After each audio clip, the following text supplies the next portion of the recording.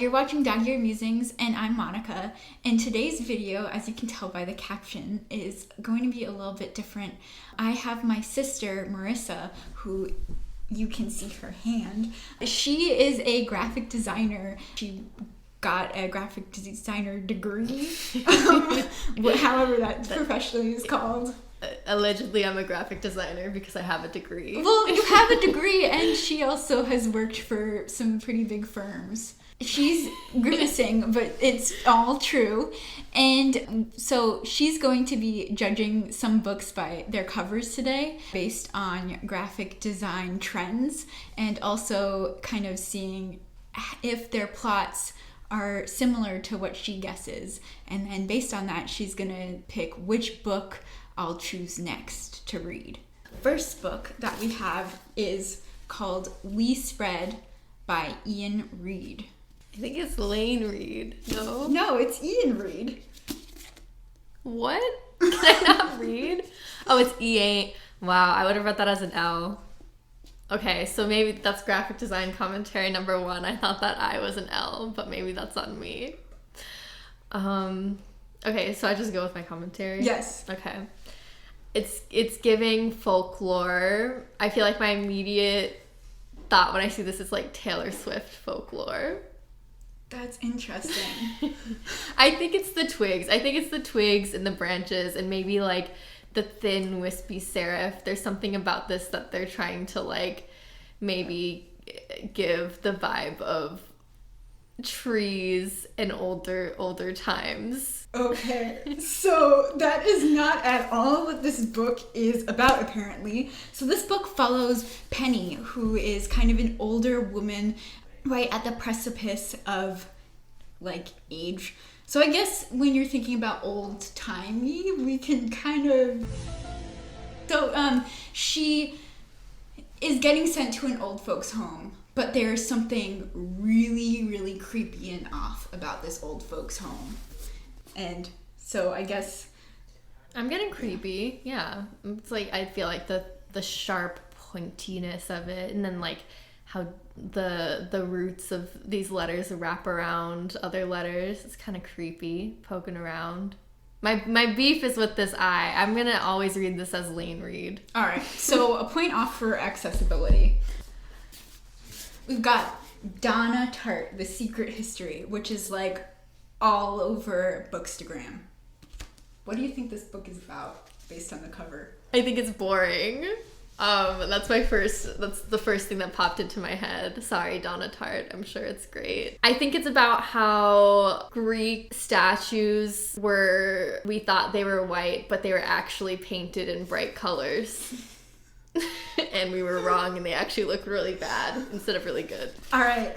So I also thought that this cover kind of is lacking. One last thing I'll say, just because I don't have to talk about the graphic design of it, like the way that the text is kind of like square and it's like tracked out a bit, meaning like there's space in between each letter. Like it's really giving like academic thought piece. Like my senior thesis was on this topic.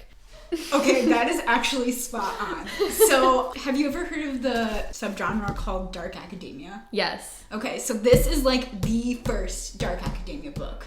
So it focuses on these group of college students who are like in the middle of their like, I forget if it's their last year. I haven't read this book, but it's like they're in school, they're coming back after graduating, but they were in this Ivy League school and someone was murdered.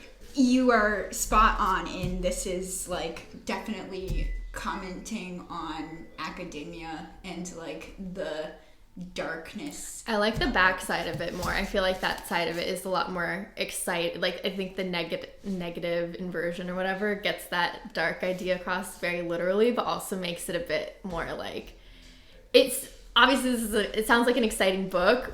My first thought is like, oh, this is some like art historian's paper. Sorry to art historians. I like art history too.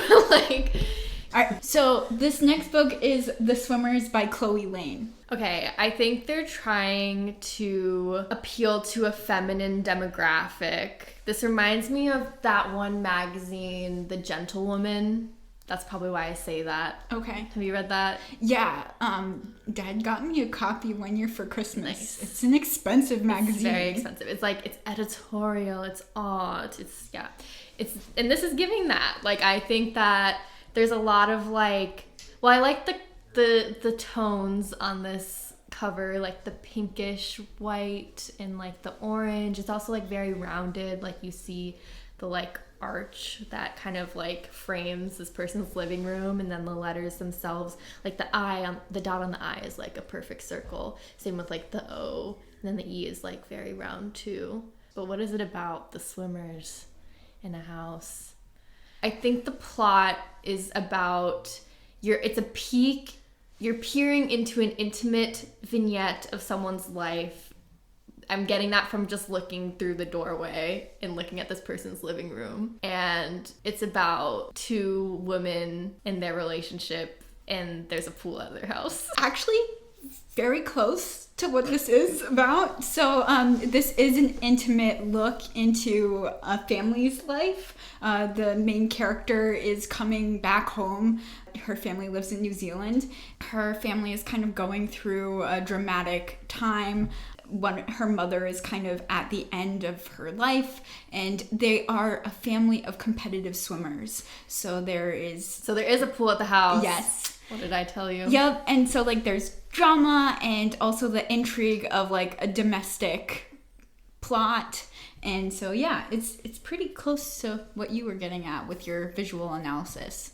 All right. So this next thing is, I'm not going to say the title because I don't want us to get like docked for views, but this is Night by Rachel Yoder. Another Instagram baby. Okay. I think this is my favorite cover so far. Ooh. It's very I feel like it's giving like, oh, this book, like I have some sorry. After we just said we were going to swear. I have some things to say, and I'm gonna be brash about it, and it's gonna be like subversive. Do you think this is a novel or like a collection of essays? Does it say? It says it's a novel. Right. I think it's like it's funny and it's disturbing. That's the genre that this is. Funny and disturbing. From the reviews that I've heard, that's kind of spot on. So Nighton follows a young mother who, actually I don't know if she's young or not, but she's a mother who just gave birth. And in the progression of learning to take care of her child, she slowly finds herself beginning to change. Kind of werewolfish. Commentary on gender roles, postpartum depression, and also kind of like the role of motherhood. And it definitely is kind of satire humor and also like very dark. And I think there's some body horror in this. I'm really excited to read it. So let's go on to this next one. Meet Us by the Roaring Sea by Akil Kumarasamy. Ooh, this one's exciting. This one is, kind of artsy. I feel like this one's like the most like, what's a good word? Like whimsical maybe out of all of them. Because I guess I was saying that like the first one was folklore-ish, but that's like Taylor Swift folklore vibes. And then this one's more like sci-fi adventure time folklore, some weird thing, midnight gospel happening at nighttime in the dark. There's some dark stuff, but it's weird and kind of uplifting towards the end. But you have to go through like a really weird, like philosophical journey to get there. Ooh, philosophical. I think that's what this is. This is really philosophical. It's in a like, it's set in a location that's like really one of those places that it's like dark most of the day, and it's by the sea, and it's like a really brisk climate. Is that how you would describe Queens? Queens, New York? Yeah. Probably not. So I was picturing more like Big Little Lies with less daylight. Okay. So it's really interesting that you said that this book gave you sci-fi vibes because this book is kind of a sci-fi story. It's about a young woman who finds her mother's body in her apartment in Queens. In that journey, it's kind of like a story about artificial intelligence and activism. It's about friendship, love, consciousness, and the cost of caring for others in an age when we are caught within the swamps of our own mind. Swamps of our own mind. I haven't felt like I got there with the philosophical. Yeah. So I think it's definitely like there's some mystery and intrigue and some weird, creepy AI. I feel like it's like, so each of the squares you have like text and then you also have like representations of water is what it seems like, but each representation is really abstract and like also cropped really close, so there's room to see other things, which I feel like is what was giving me philosophical. Like the cover art of this book is going to be highly conceptual and allowing you to see a lot of things. And this is the last book. This is Disorientation by Elaine, Hsieh, Chou. Okay, this has the same a novel thing as the Night. Like, can you get that book back out? Yeah. Is that like the same exact font? No, but it's a very similar vibe. Both of these have really similar vibes. Like, it would even make me want to know if it's like the same publisher or like we're clearly trying to market to the same demographic here. Let's see. So this is Anchor Books, and this is Penguin.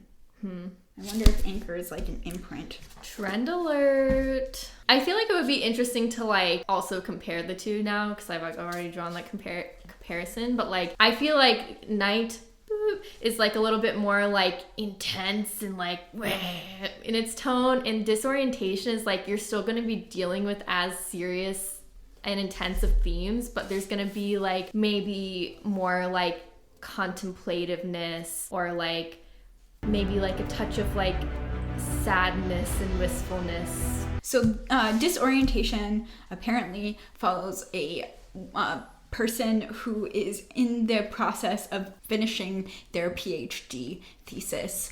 The character is an Asian woman who is doing her doctoral thesis on colonialism, and in the process of trying to finish, experiences a mental breakdown. So it's kind of that. I believe that it follows like the aftermath of that and kind of her trying to put together the pieces as well as complete her doctoral thesis. I've heard that it's humorous, but also kind of focuses on those aspects of darkness that Marisa mentioned in her visual analysis.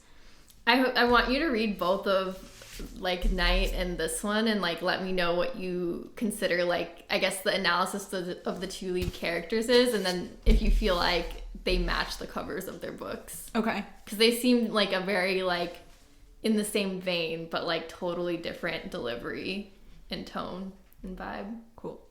So which one do you think is your favorite cover based on the ones that we did? You know, I think I really liked Disorientation. I thought that was like something maybe I don't think I've seen like 3D renderings on a book. I'm probably not looking at enough book covers. Don't say that to anyone though, because I'm trying to get jobs in publishing doing book covers. And I also really liked, what was the one set in Queens? That was Meet Us by the Rinksea. Yeah, there was something like contemplative and like intriguing about that one to me. So I'd say those two are my winners. But I definitely would at a store pick up Disorientation, and honestly also Night. I'd pick up those two. Which one do you think I should read next? I want you to read Disorientation and Night and tell me your assessment of the two characters. Okay. So you need to read 2 books, but I know you can do it, so. All right. Cool. Well, I have some homework. So with that, I'll leave you this week. This has been Dog-Eared Musings. I'm Monika, and the voice that was off camera was my sister, Marisa, graphic designer extraordinaire. Thanks for watching, and happy readings. See ya.